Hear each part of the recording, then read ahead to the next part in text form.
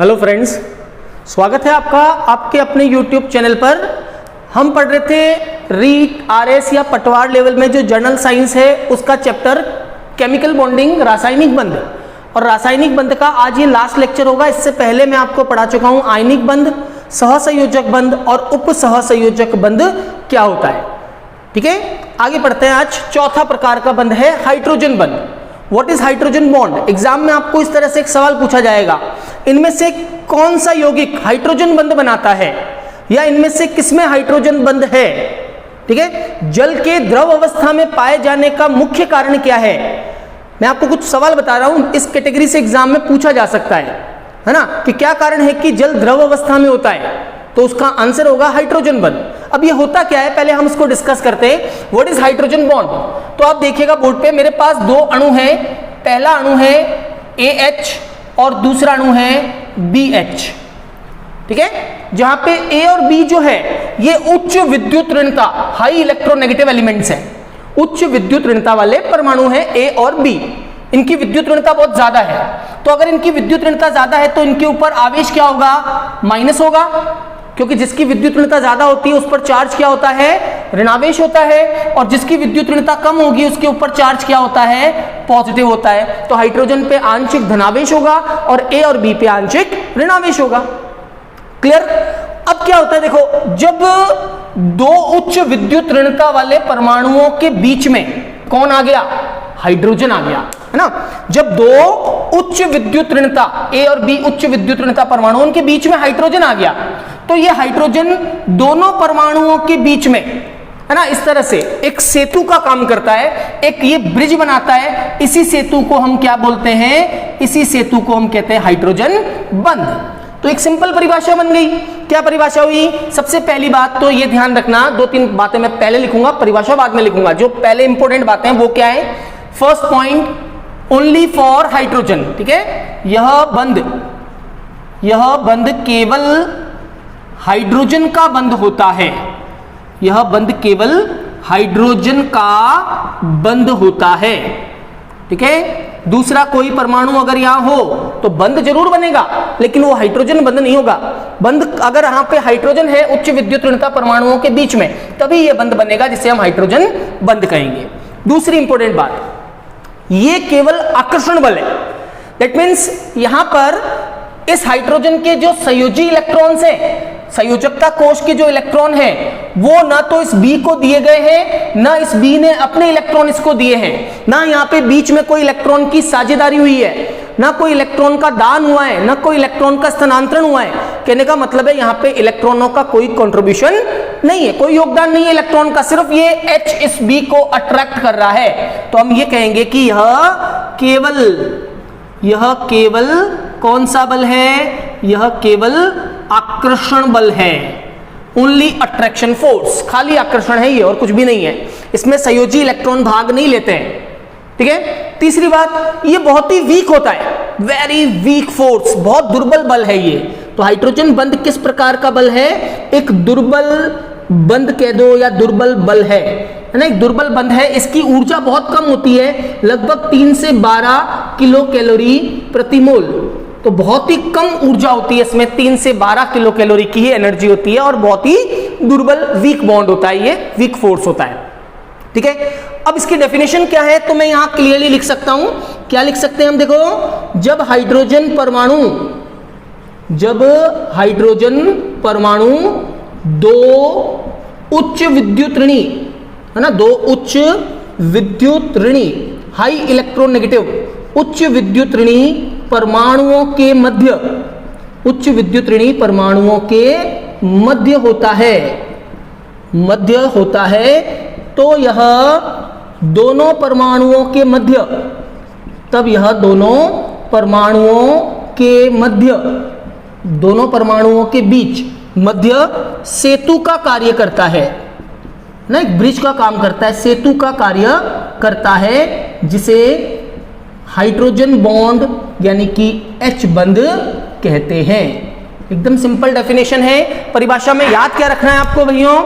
दोस्तों, आपको एक ही बात याद रखनी है कि ये हाइड्रोजन बंध जो है वो दो उच्च विद्युत ऋणी परमाणुओं के बीच में बनता है। अब ये दो उच्च विद्युत ऋणी परमाणु कौन से हो सकते हैं, है ना, तो ये ध्यान रखना। एक सिंपल तरीका है फॉन।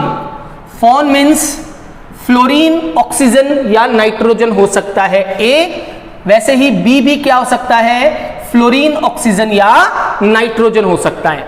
तो ये बंध मुख्य रूप से फ्लोरीन, ऑक्सीजन और नाइट्रोजन जैसे उच्च विद्युत ऋणी परमाणु बनाते हैं।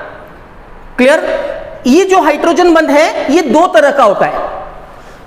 कभी कभी तो हाइड्रोजन बंध क्या होता है, दो अणुओं के बीच में बनता है, जैसे ये बन रहा है, देखो ये पहला अणु, ये दूसरा अणु और उसके बीच में हाइड्रोजन बंध बन रहा है। और कभी कभी ऐसा होता है कि एक ही अणु के अंदर, है ना, एक ही अणु के अंदर दो उच्च विद्युत ऋणी परमाणुओं के बीच में हाइड्रोजन बंध बनता है। मतलब ये हाइड्रोजन बंध को हम दो कैटेगरीज में डिवाइड करते हैं। पहला कहलाता है अंतराणुक, अंतराणुक हाइड्रोजन बंध। अंतराणुक का मतलब है दो अणुओं के बीच में, इंटरमोलिकुलर हाइड्रोजन बॉन्ड, है ना। अंतराणुक का मतलब है दो अणुओं के मध्य अगर हाइड्रोजन बंध बनता है तो दो अणुओं के मध्य। अब वो दोनों अणु समान भी हो सकते हैं, दोनों अणु भिन्न भी हो सकते हैं, है ना। इसके कोई क्राइटेरिया नहीं है कि दोनों ए और बी सेम भी हो सकते हैं, ए और बी अलग अलग भी हो सकते हैं, लेकिन दो अणुओं के बीच में जब बनेगा तो कहलाएगा अंतराणुक हाइड्रोजन बंध। और इसके कुछ एग्जाम्पल आप याद रखना, किस किस में होता है ये, तो ये वाटर में होता है, ये अमोनिया के अंदर होता है, मैं भी आपको शो करके बताऊंगा कि कैसे वाटर में होता है ये HF में होता है, हाइड्रोजन फ्लोराइड के अंदर होता है, अल्कोहल्स के अंदर भी हाइड्रोजन बंध होता है ना। अल्कोहल अंतराणुक हाइड्रोजन बंध होता है, दो अणुओं के बीच में बनने वाला हाइड्रोजन बंध। इसी तरह से फिनॉल, फिनॉल में भी इसी प्रकार का हाइड्रोजन बंध पाया जाता है। तो H2O, NH3, HF, alcohol, phenol, glycerine, है ना। आपको एग्जाम में सवाल पूछ सकते हैं, ग्लिसरीन के गाढ़ेपन का कारण क्या है।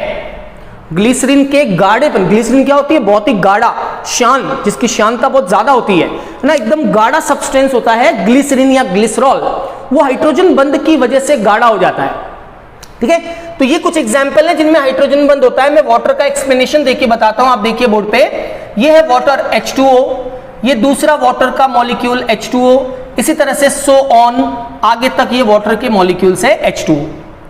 अब होगा क्या, हम जान रहे हैं, देखो दिख भी रहा है, ऑक्सीजन आ गया उच्च विद्युत ऋणी परमाणु, तो ऑक्सीजन पर क्या होगा, ऋणावेश होगा, और हाइड्रोजन आ गया जिसके ऊपर क्या होगा, धनावेश होगा, पार्शियल पॉजिटिव होगा, है ना। इस तरह से दो ऑक्सीजन परमाणुओं के बीच में ये हाइड्रोजन आ गया तो यहां पर ये एक अट्रैक्शन का काम करेगा, एक सेतु का काम करेगा, जिसे हम हाइड्रोजन बंध कहेंगे। ऐसा ही हाइड्रोजन बंध और किस में होता है, ऐसा ही हाइड्रोजन बंध होता है अमोनिया में और HF में भी होता है, ठीक है। HF में भी होता है, अमोनिया में भी होता है, वाटर में भी होता है।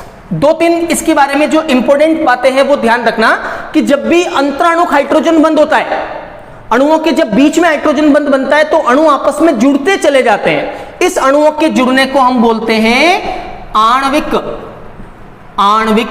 संगुणन, आणविक संगुणन। तो कौन से हाइड्रोजन बंध में आणविक संगुणन होता है, अंतराणुक हाइड्रोजन बंध में अणु जुड़ते रहते हैं, मॉलिक्यूलर एसोसिएशन, आणविक संगुणन कहते हैं इसको। और इसी आणविक संगुणन के कारण, ठीक है, इसी आणविक संगुणन के कारण क्या होता है, अणु आपस में जुड़ते जाएंगे तो इनका एवरेज जो मॉलिक्यूलर मास होगा, अणु भार जो होगा वो बढ़ेगा, और उसकी वजह से इनके क्वथनांक और गलनांक भी उच्च होते हैं। तो क्वथनांक भी ज्यादा होगा और गलनांक भी क्या होगा, उच्च होगा। इसी अंतराणुक आणविक संगुणन की वजह से, ठीक है, ये क्या होते हैं, ये जल में विलय होते हैं। इनकी विलयता का, जो पानी में जो विलय होते हैं उनकी विलयता का एक कारण हाइड्रोजन बंध भी है। तो जैसे अमोनिया पानी में विलय है, क्या कारण है, क्योंकि अमोनिया पानी के साथ हाइड्रोजन बंध बना लेती है, आणविक संगुणन कर लेती है, इसलिए जल में विलय होती है। बात समझ में आई आपको। अंतराणुक हाइड्रोजन बंध का मतलब है दो अणुओं के बीच में बनने वाला बंध। एक लाइन और इसमें लिखना बहुत कंपलसरी है और बहुत जरूरी है कि जल और H2O और H2S, है ना, ये दो अपने पास कंपाउंड है, तो ये ध्यान रखना कि H2O हाइड्रोजन बंध के कारण द्रव अवस्था में होता है, हाइड्रोजन बंध के कारण द्रव अवस्था में होता है। तो H2O के द्रव अवस्था का कारण क्या है? हाइड्रोजन बंध के कारण द्रव अवस्था में होता है, जबकि जो H2S होती है, H2S गैस होती है, H2O द्रव होता है, H2S गैस होती है, क्योंकि H2S आ गया, S जो है वो उच्च विद्युत ऋणी परमाणु नहीं है, तो H2S में हाइड्रोजन बंध नहीं होगा, इस वजह से H2S गैस जबकि H2O द्रव होता है। ठीक है, और आगे बढ़ाता हूं, एक लाइन एक वर्डिंग और यहां पे आप ध्यान रखना कि सबसे पावरफुल हाइड्रोजन बंध किसका होगा? तो हम खुद ही कह रहे हैं ये उच्च विद्युत ऋणी परमाणुओं के बीच में बनता है, तो जिस परमाणु की विद्युत ऋणता सबसे ज्यादा है उसका हाइड्रोजन बंध सबसे स्ट्रॉन्ग बनेगा। इसका मतलब HF जो है, HF में हाइड्रोजन बंध सबसे प्रबल होता है, सबसे प्रबल होता है, सबसे प्रबल हाइड्रोजन बंध HF में होगा। लेकिन सबसे ज्यादा हाइड्रोजन बंध कौन बनाएगा? अमोनिया। सबसे ज्यादा हाइड्रोजन बंध, क्योंकि इसमें 3 हाइड्रोजन है, तो जैसे वाटर में 2 हाइड्रोजन है तो ये हाइड्रोजन, ये भी हाइड्रोजन बंध बनाएगा, है ना, तो 2 हाइड्रोजन बंध हो गए। वैसे ही अमोनिया में 3 H है तो 3 हाइड्रोजन बंध बनेंगे, तो हाइड्रोजन बंध जो है उसका एक्सटेंट ज्यादा किसमें होगा? अमोनिया में, लेकिन प्रबलता ज्यादा किसमें होगी? HF में। ठीक है, दूसरा हाइड्रोजन बंध है B, जिसे हम कहते हैं अंतः अणुक हाइड्रोजन बंध, अंतः अणुक H बॉन्ड यानी कि हाइड्रोजन बंध। अंतः अणुक हाइड्रोजन बंध का मतलब है वो हाइड्रोजन बंध जो एक ही अणु के 2 उच्च विद्युत ऋणी परमाणुओं के बीच में बनता है। ये तो बनता है 2 अणुओं में, ये क्या होता है? एक ही अणु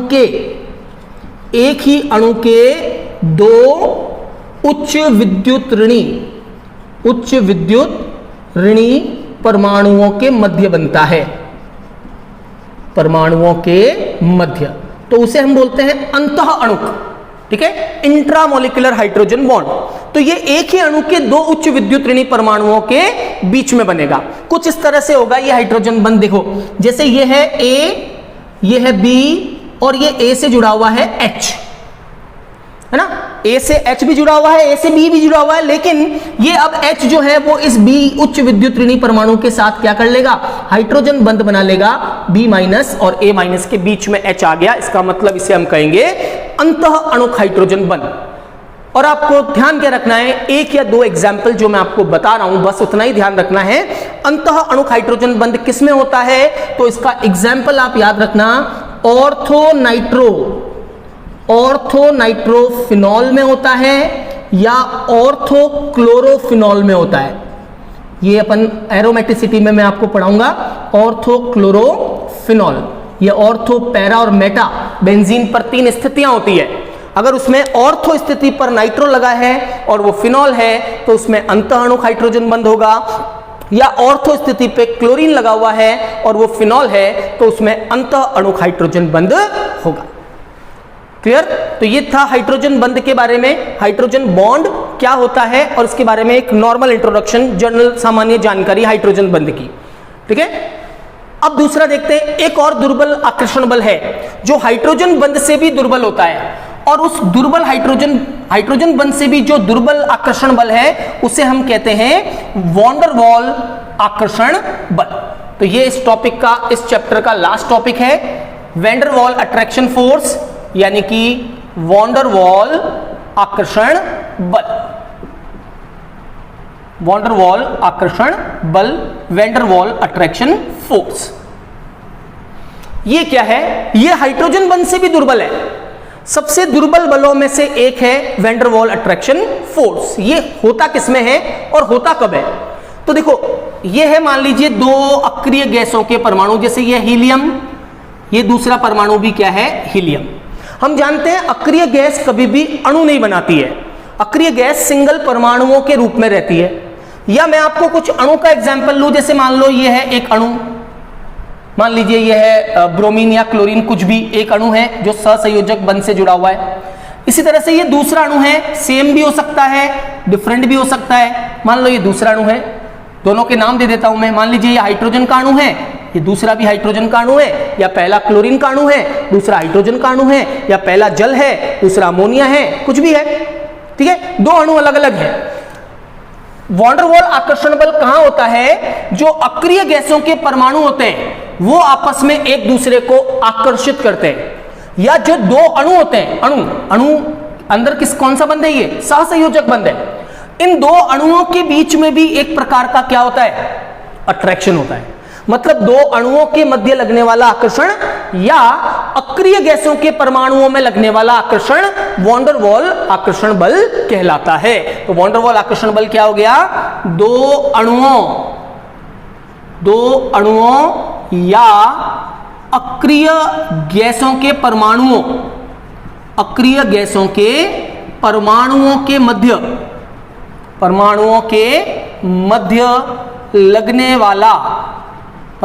के मध्य लगने वाला दुर्बल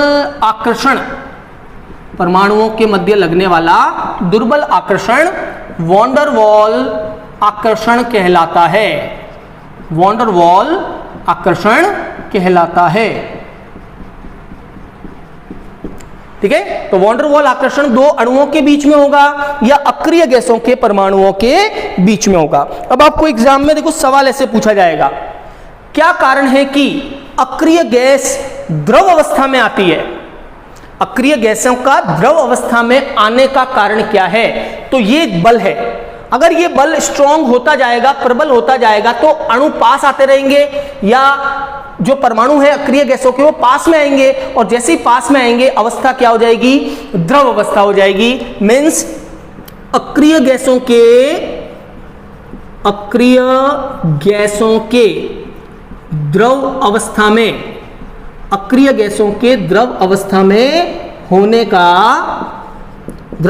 में होने का मुख्य कारण, मेन रीजन, मुख्य कारण क्या है, वॉन डेर वाल आकर्षण बल है। वॉन डेर वाल आकर्षण बल है।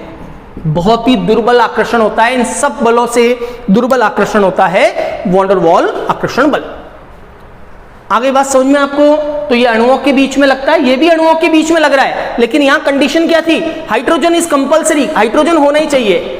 ये भी अणुओं के बीच में लग रहा है, लेकिन यहां पे हाइड्रोजन हो या ना हो कोई फर्क नहीं पड़ेगा। आप यूं कह सकते हो कि हाइड्रोजन बंध क्या है, इस वॉन डेर वाल बल आकर्षण बल का ही एक टाइप है।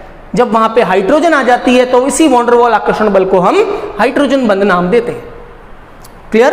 तो हमने पढ़ा रासायनिक बंध, केमिकल बॉन्डिंग। लेक्चर 1 में मैंने आपको पढ़ाया था अष्टक नियम, उस पर मैंने आपको क्वेश्चंस बताए एग्जाम में कैसे आते हैं। लेक्चर 2 में मैंने आपको बताया आयनिक बंध और आयनिक यौगिकों के गुणों के बारे में, वहां कैसे आपको सवाल पूछा जा सकता है। लेक्चर 3 में हमने पढ़ा सहसंयोजक और उपसहसंयोजक बंधों के बारे में, किसमें होगा सहसंयोजक बंध और किसमें उपसहसंयोजक बंध होगा, उनके एग्जाम्पल हमने देखे थे। और आज लेक्चर 4 में हमने देखा है हाइड्रोजन बंध और वॉन डेर वाल आकर्षण बल। क्लियर? तो इस तरह से टॉपिक जो है रीट एग्जाम सेकंड लेवल के लिए बहुत ही काम का टॉपिक है। आरएस और पटवार या कांस्टेबल लेवल की जो जनरल साइंस है उसमें भी जनरल साइंस लेवल से सवाल इसमें से पूछे जाते हैं। अगले टॉपिक में हम पढ़ेंगे रीट स्पेशल। ऑक्साइड क्या होते हैं, ऑक्सीजन क्या है, नाइट्रोजन क्या है और नाइट्रोजन का साइकिल क्या है। तो oxygen, oxide, nitrogen, nitrogen cycle के बारे में हम डिस्कशन करेंगे। Thank you very much.